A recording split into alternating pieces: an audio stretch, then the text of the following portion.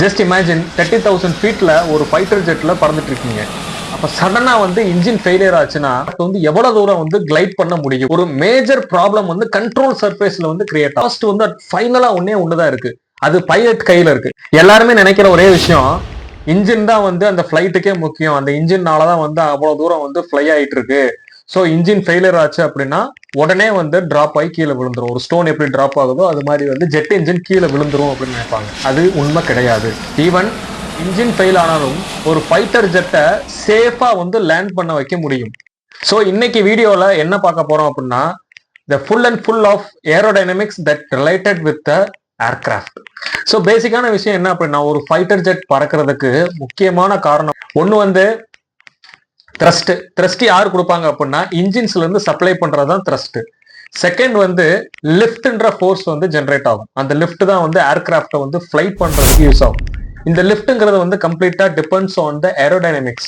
Third என்ன அப்படின்னா wait. அந்த ஏர்கிராஃப்டோட மொத்த வெயிட்டும் வந்து ஒன் ஆஃப் த ஃபோர்ஸ் தான். அண்ட் அட் லாஸ்டா இருக்கிறது என்ன அப்படின்னா டிராக்ன்ற ஃபோர்ஸ் வந்து என்ன பண்ணும் அப்படின்னா ஏர்கிராஃப்டை பின்னாடி பிடிச்சிருக்கும், அதாவது ரெசிஸ்ட் பண்ணும், போக விடாம தடுத்து நிப்பாட்டுறது யாரு அப்படின்னா இந்த டிராக்.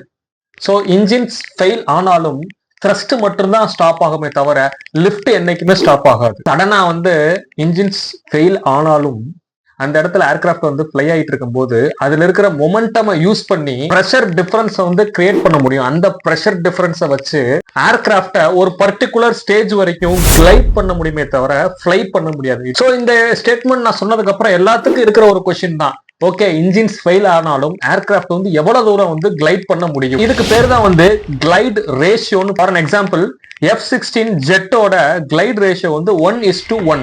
அதாவது அது 1 மைல் ஹைட்ல இருந்து இன்ஜின்ஸ் இல்லாம 7 to 9 மைல்ஸ் தூரம் வந்து கிளைட் பண்ண முடியும். கமர்ஷியல் பிளைன்ஸுக்கு இது இன்னும் அதிகமா இருக்கும். ஸோ இன்ஜின்ஸ் ஃபெயில் ஆனாலும் உடனே பைலட்டு எல்லாம் முடிஞ்சதுன்னு நினைக்கல, அவங்க கிட்ட இருக்கிற அந்த ஆல்டிடியூட் அதாவது ஹைட் வச்சு எவ்வளோ டிஸ்டன்ஸ் வந்து போக முடியும் அதை கால்குலேட் பண்ணி பக்கத்துல இருக்கிற ரன்வேவை தேடுவாங்க. அதுக்கப்புறம் அதை முடிஞ்ச அளவுக்கு சேஃபா லேண்ட் பண்ண ட்ரை பண்ணுவாங்க. இன்ஜின்ஸ் ஃபெயில் ஆனதுக்கு அப்புறம் ஒரு மேஜர் ப்ராப்ளம் வந்து கண்ட்ரோல் சர்ஃபேஸ்ல வந்து கிரியேட். கண்ட்ரோல் சர்ஃபேஸ்ங்கிறது வேற ஒன்றும் கிடையாது, அதை கண்ட்ரோல் பண்ற எலிரான், எலவேட்டர், ரட்டரா இருக்கட்டும், இது மூணு தான் வந்து மெயின் கண்ட்ரோல் சர்ஃபேஸ். இந்த கண்ட்ரோல் சர்ஃபேஸ் எல்லாமே வந்து ஹைட்ராலிக் அண்ட் எலக்ட்ரிக்கல்ல ரன் ஆகும். இன்ஜின் ஸ்டாப் ஆனதுக்கு அப்புறம் இந்த கண்ட்ரோல் சர்ஃபேஸும் ஸ்டாப் ஆயிருமா? ஸோ இங்கதான் EPU அதாவது எமர்ஜென்சி பவர் யூனிட் வந்து வருது. சில ஏர்கிராஃப்ட்ல ராட் அதாவது ரேம் ஏர் டர்பைன்னு சொல்லி இருக்கு. இது ஒரு சின்ன ஃபேன் மாதிரி வெளியே வரும். அந்த ஃபேன் மூலியமா வந்து கண்டினியூஸா டர்பைன் ரன் ஆகும். அந்த டர்பைன் மூலியமா நம்மளுக்கு எலக்ட்ரிசிட்டி கொஞ்சம் ப்ரெஷரும் வந்து கிடைக்கும். ஸோ என்னதான் வந்து இன்ஜின்ஸ் ஆஃப் ஆனாலும் இந்த ரேட்டை வச்சு எலக்ட்ரிசிட்டி வந்து மினிமமா ஜென்ரேட் பண்ண முடியும். அதை வச்சு கண்ட்ரோல் சர்ஃபேஸை ஒர்க் பண்ண வைக்கும்.